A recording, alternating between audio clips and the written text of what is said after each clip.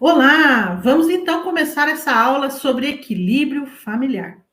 Eu gostaria de dar algumas dicas, né, usando aqui a constelação familiar, para a gente então poder equilibrar o nosso sistema familiar, equilibrar a nossa vida, na verdade, né? Equilibrar as relações, tanto a relação com a nossa família, vamos dizer, a família prata, né, que são os nossos pais, os nossos avós, os nossos irmãos, e a nossa família ouro, que é a nossa família que nós constituímos, que é marido e filhos menores de idade. Conforme eles vão ficando maiores de idade, eles vão constituir a família deles. Tá bom? Então vamos lá, vamos para essas 10 dicas para a gente equilibrar o sistema familiar? Qual seria o primeiro? Primeira dica: entender o sentido da coletividade. O que é isso? Por que compreender? Porque assim, nós fazemos parte do coletivo, né? Às vezes, o que a pessoa faz? Ela cria uma apatia. Por exemplo, quando ela se trata de trabalho em família, começa inclusive, a ir para uma tendência de egoísmo. E a gente começa, inclusive, a se isolar. A ideia não é essa. Para que isso? Nós vivemos em sociedade. O ser humano não nasceu para ser sozinho. A gente precisa das pessoas. E quanto mais a gente aprender a conviver com as pessoas de melhor forma, melhor para nós. E a constelação ela vem ensinar a gente a não ferir as leis do amor. E através dessas leis a gente consegue viver melhor em grupo. Olha que maravilha. Você entendeu? Então, não se trata, por exemplo, de você ficar em segundo plano, não é nada disso. Mas é importante que a gente compreenda que a gente não vive sozinho, que a gente precisa das pessoas, que a gente vive em sociedade, em coletividade, além da nossa família. Então, sempre que você puder, né, faça algo, participe de eventos. Você pode também participar de eventos de ajudas, né? Essas ajudas que acontecem muitas vezes final de ano, né? Então, através disso, você se torna uma pessoa proativa. O que é ser proativo? É antecipar a atividade, ou seja, antes mesmo que alguém diga que é preciso fazer, você vai e faz. E isso faz com que todo mundo comece a agir dessa forma. Imagine se mais e mais pessoas se tornarem proativas. Que mundo maravilhoso a gente vai constituir, né? Eu não preciso mais cobrar ninguém, eu não preciso mais esperar por nada, porque está todo mundo fazendo a sua parte. Mas para isso a gente precisa também fazer, né? Tenha gratidão. Tenha gratidão. Quantas vezes alguém fez algo por você da família? E aí, por causa de ser da família, você acha que tem obrigação e não agradece. Quantas vezes eu atendo pessoas que estão magoadas com o irmão, com a mãe, com o filho, com o neto, porque a pessoa foi lá, fez um favor e a pessoa não retribuiu. E pelo contrário, foi grosseiro muitas vezes. Claro, a gente segue as ordens de ajuda de Bert Helling, né? Muitas vezes essa ajuda que a gente está querendo dar não é ajuda, é se intrometer na vida do familiar. Mas já que alguém te ajudou, sabe, lembra disso, agradeça, sabe? Valorize o que aquela pessoa fez para você, tá bom? Então, essa é a nossa primeira dica aqui, entender a importância da coletividade. Dica número 2, aproveitar o lazer em família. O que é isso, Sônia? É o seguinte, muitas vezes a gente só aproveita lazer com quem é de fora. Entendeu? Mas a gente não aproveita a nossa família ali, nosso marido e filhos. Né? Estou sempre focada em ir na casa de alguém, na festa de alguém, nananana. Alguém chamou para viajar. Você já fez uma viagem, você, seu marido? Você, seu marido e seus filhos? Sabe? Então, lazer em família. E às vezes não precisa nem ir em algum lugar. Você pode, inclusive, curtir a sua família na sua casa. Assistindo um filme junto, fazendo jogos, fazendo um jantar junto. Você entendeu? Valoriza isso, valoriza esse lazer dentro da sua família, você e a sua família, tá? Dica número 3, respeito. A gente quer cobrar respeito, mas muitas vezes nós não respeitamos, né? Esse módulo em que nós estamos aqui nessa aula, o módulo 4, é como viver as leis do amor. É sobre isso esse módulo. E quando a gente respeita, nós estamos vivendo a lei do amor. Então, para a gente receber, é preciso também dar. Então, o respeito, ele é uma via de mão dupla. É importante também respeitar o outro, e começa na tua família. Tua família, ouro, marido e filhos, e depois a família prata também. Então, aprenda a respeitar, né? Então, às vezes, invade o espaço do outro, entra em briga que ninguém te pediu, né? Aí tá intromissão, muitas vezes, né? Fez um acordo, mas não cumpriu, sabe? Então, atividades de dentro de casa, combinou, um lava a louça, o outro faz não sei o quê, você não está fazendo, está sobrecarregando o outro. Então, se eu quero respeito, eu preciso também respeitar, né? O respeito, ele é algo que deve ser merecido por todos, né? E isso não deve comprometer a harmonia da família. Se houver respeito, a harmonia da família é outra, tá bom? Dica número 4, tolerância. O que é isso, Sônia, tolerância? Então, a tolerância, quando não se há tolerância, o equilíbrio familiar corre risco. Porque é claro que nós vamos precisar ter tolerância. Porque você acha que as pessoas não erram? Você quer que as pessoas sejam perfeitas? Perfeição não existe. Bert Helling diz que perfeição é a morte. Então, já que eu sei que meu filho vai errar, meu marido vai errar, eu vou errar, eu preciso ter uma tolerância. Eu preciso perdoar. O outro é diferente, não é igual a você, ele quer fazer diferente, você não respeita o tempo das pessoas. Você quer para ontem, aprende logo, não dá. Cada um tem o seu tempo, certo? E aí eu na minha perspectiva, estudando constelação, querendo fazer todo mundo engolir constelação goela abaixo. Isso não é tolerância. A falta de tolerância ameaça o equilíbrio familiar, tá? Número 5. Aprenda quando você deve pedir ajuda. Como é que é isso, Sônia? É o seguinte: existe uma grande diferença entre ajuda e apoio. Mas se você estiver precisando de ajuda, sabe o que que significa? Significa que você está tentando fazer alguma coisa. Você está se mexendo.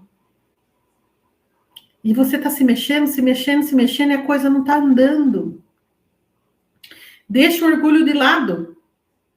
Fala com o marido, fala com a esposa, fala com os filhos. Peça ajuda.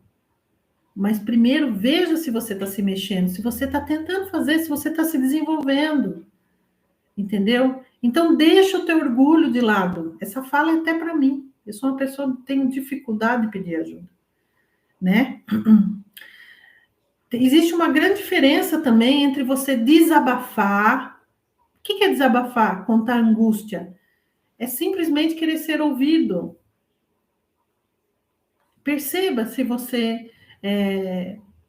se esse desabafar, essa angústia que você está sentindo, né? Perceba se não é porque você está derrapando, porque você está sendo orgulhoso, porque você está indo para o egoísmo. Entendeu? Chama o marido para conversar, chama a esposa para conversar. Sabe qual que é a grande diferença entre o adulto e a criança? A criança faz birra e o adulto conversa. Então, quando a gente fica na birra, naquele orgulho, é a criança ferida que está falando. Respira, conversa. Às vezes o marido tem a solução. Fica feliz de poder te ajudar. O filho, a filha, até mesmo os pais, os irmãos. Mas é porque você está fazendo, você está se mexendo. Respira um pouco, tá bom? Você vai ver que existe um momento certo também da gente pedir ajuda, tá bom? Permita receber, permita receber. Às vezes você é uma pessoa que só deu. Permita receber, tá bom? E também, se for o caso, procura um terapeuta. Terapeutas precisam de terapia, constelador precisa de terapia também. Não é porque você é um constelador que você não tem problema, que não fica pesado para você, tá? E isso vai ajudar no teu equilíbrio do teu sistema, porque vai evitar, porque uma hora isso explode, né? Você vai segurando, uma hora isso explode. Vai resolver isso antes, tá bom? Vou dar um exemplo. Tô com a minha gatinha aqui, ela tem diabetes, 15 anos. Eu tô achando que ela tá emagrecendo. Até hoje de manhã, o Jorge falou, Sônia, ela tá emagrecendo. Marquei para ela a consulta com a endócrina. Ela tem uma endócrina lá, a gente passa 2 vezes por ano. Eu vou esperar ela ficar pior para eu mandar para eu ir? Não, já agendei. É mais ou menos isso. Eu vou esperar a coisa estourar? Não, vou conversar com meu marido antes. Vou conversar com os meus filhos antes. Lembra disso? O adulto conversa. É a conversa da libertação. A conversa da libertação, tá bom? Número 6. Evite guardar rancores. Limpa, perdoa o que você tem de perdoar. Faz uma lista do perdão, sabe? E vai fazendo EFT para cada pessoa que tá ali. A gente não é perfeito, né? Eu vou até abrir um parênteses aqui. Meu marido estava mostrando para mim hoje que aqui no Brasil tem aqueles cantores sertanejos. E tem um cantor sertanejo que ele tinha os filhos cantores, que eram crianças, que aqui chamava Sandy Júnior. Agora eles não cantam mais juntos, porque já são mais velhos que eu. Mas eles cantavam quando eles eram crianças. E aí eles foram num show, num programa de televisão, que chama-se A Praça é Nossa, que quem comandava era um senhor, chamado, que é vivo, inclusive, que é o Carlos Alberto de Nóbrega. Esse senhor. Só que eles estavam com uma fama muito grande, essas crianças, Sandy Júnior, que era uma dupla sertaneja de crianças. E os pais já eram famosíssimos, então eles tinham que ter todo o cuidado com essas crianças. Então eles levavam os seguranças. E esses seguranças, eles travaram lá a porta do camarim e não deixavam os outros cantores chegarem, os outros artistas chegarem. E alguém foi reclamar. Falou, olha, seu Carlos Alberto, os seguranças do Sandy Júnior não deixam o pessoal passar. Olha, fale para eles esperar lá fora. Aqui dentro não vai acontecer nada com as crianças. Aqui dentro tem o segurança aqui do estúdio, né? Que a televisão chama SBT. E não precisa ficar o segurança aqui, manda ficar lá fora. Os seguranças não foram para fora, porque tinham orientação direta do pai dessas crianças que tinha que ficar lá na porta do camarim. E aí, aquele tumulto, o show para começar, falou assim, olha, cancela o show deles. Pode falar para eles irem embora. E o Chororó, que é o pai dessas crianças, falou na entrevista, isso faz 30 anos. 30 anos. Ele não perdoa. Ele fala, não perdoa. Aí diz que um dia, há uns anos atrás, o Carlos Alberto, que já tem mais de 90 anos hoje, estava num restaurante, tinha uma área VIP no restaurante, ele foi nessa área e estava lá o Chororó, com a família e tal. E ele foi na mesa dele, falou assim, eu quero falar com você, eu quero te pedir perdão, né, porque realmente aquele dia lá, tantos anos atrás, lá no programa de televisão, eu falei, mas a minha raiva era com os seguranças de vocês, que estava travando lá a porta do camarim e os artistas não podiam passar. Quando eu vi que o segurança não ia da trela, então a gente pediu que se retirasse todo mundo. Mas eu não deveria ter feito isso. Eu me culpo, porque eram crianças, parece que tinham 8 anos de idade, um negócio assim, os filhos dele. E ele falou assim, o Chororó, que é o cantor, disse, olha, eu tive vontade de dar um murro na boca do teu filho, que o filho era o diretor do programa. Pois você deveria ter dado, falou para ele, porque daí ficou essa coisa tão chata, você me perdoe, pediu perdão várias vezes, e o Chororó disse, não perdoo. E recentemente, numa entrevista, ele voltou a falar desse assunto e disse, eu não perdoo, eu morro e não perdoo, porque ele expulsou meus filhos do camarim, do show. E eu vendo aquilo, né, assim, até o jeito que ele falava, né, a força que ele colocou, uma coisa que aconteceu há 30 anos atrás, que o senhorzinho foi lá, pediu perdão. Disse, olha, né, o Jorge me mostrando aquilo, né, falou assim, o que você acha disso? Eu falei, Jorge, eu tenho um coração muito mole, eu perdoo tudo. Porque eu aprendi muito cedo que o perdão não é para mim, não é para o outro, é para mim. É eu que vou carregar o BO. Carlos Alberto tá de boa, ele já pediu, já, né? Quem está carregando é o pai. Percebe? Então, quantas coisas nós evitamos, porque a gente acha que se a gente não perdoar, nós vamos punir o outro. Não vai, quem está sendo punido é você. Tem um ditado budista que diz assim, que quando você não perdoa, é a mesma coisa de você pegar uma brasa em chama para atacar em alguém. Quem vai queimar a mão primeiro é você. É você. E quando chegar no outro, às vezes até apagou, né? Então, é como se você desejasse o mal para o outro, mas é você que está tomando o veneno. Não perdoar é isso. Não perdoar é isso. Então, perdoe, para de guardar rancor. Use o EFT, faça a sua lista dos rancor que você tem. Fulano me maltratou, Beltrano fez não sei o que para mim, Cicrano lá atrás puxou meu tapete. Perdoa. E se você que causou mágoa em alguém, busca entender a dor que você causou na pessoa, pede desculpa, faz como o Carlos Alberto de Nóbrega. Vai lá e pede perdão. Você entendeu?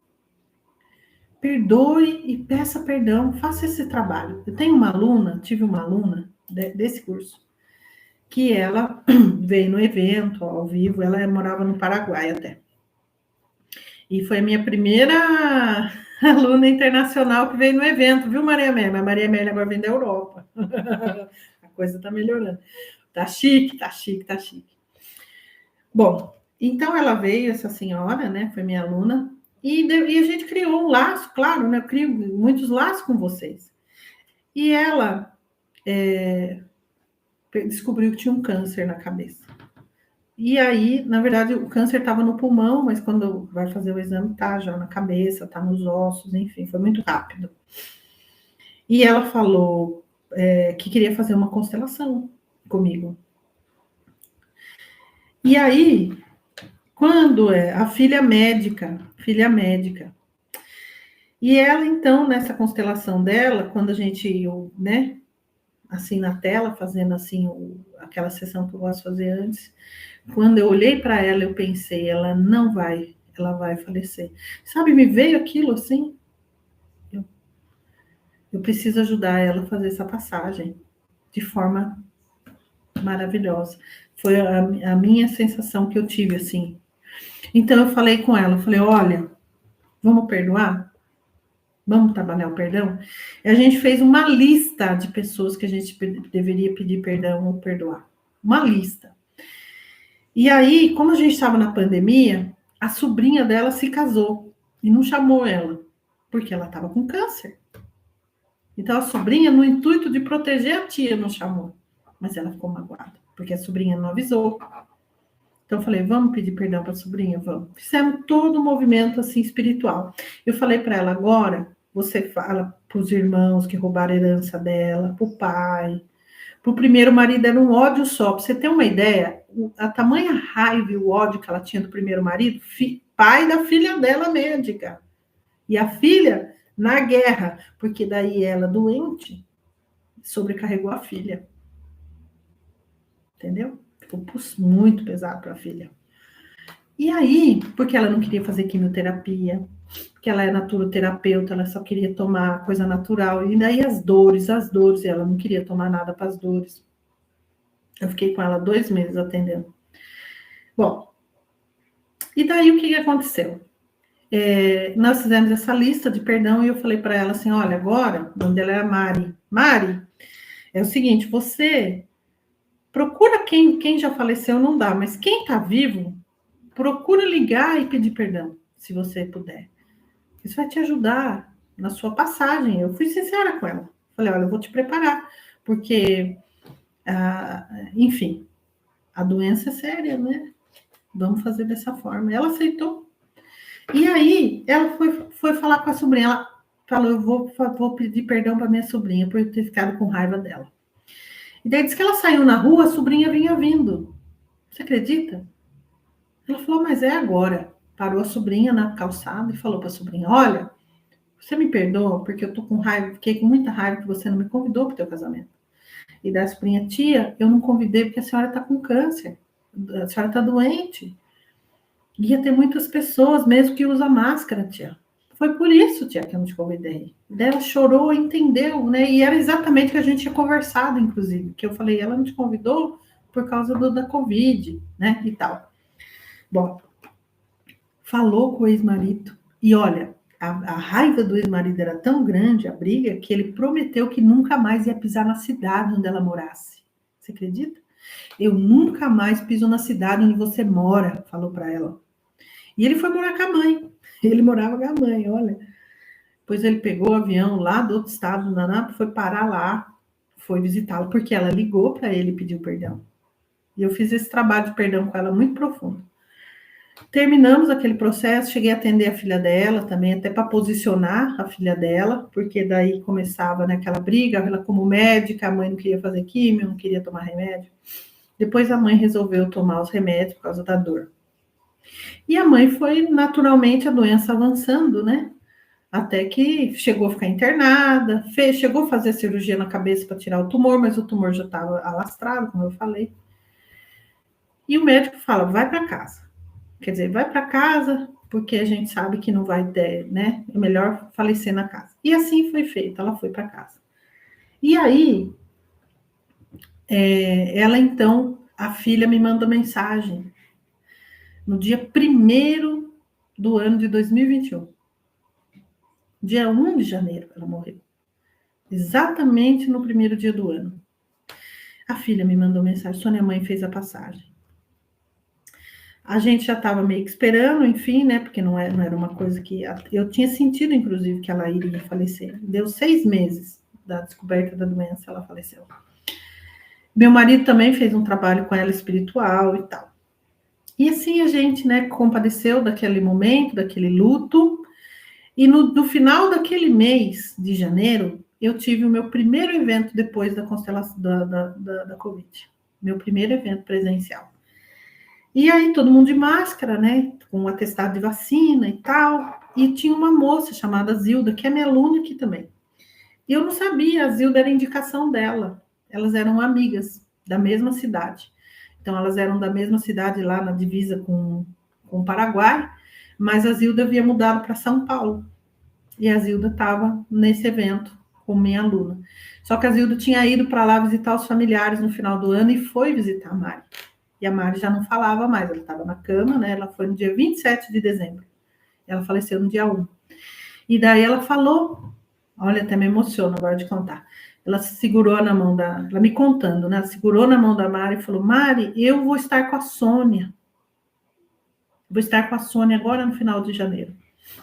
E aí ela não falava, mas ela tentava falar e olhava para ela assim, como que se mexia na cama, sabe? Tentando expressar alguma coisa. E ela segurando na mão dela, disse, olha, eu vou estar com a Sônia agora no final de janeiro. Você quer que eu fale para ela que eu estive com você? Ela fazia assim. Nossa, que, sabe? E aí a Zilda contou isso para mim, aquilo, né? Claro, toca o coração da gente. Mas você vê como foi importante esse trabalho que eu fiz com ela.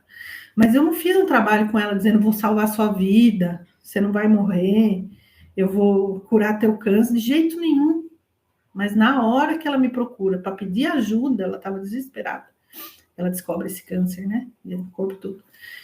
Foi descobrir, sabe, da onde vinha esse câncer, das mágoas, dos ódios, de todo aquele emaranhamento familiar, né? Ela passou a vida toda como terapeuta, como naturoterapeuta.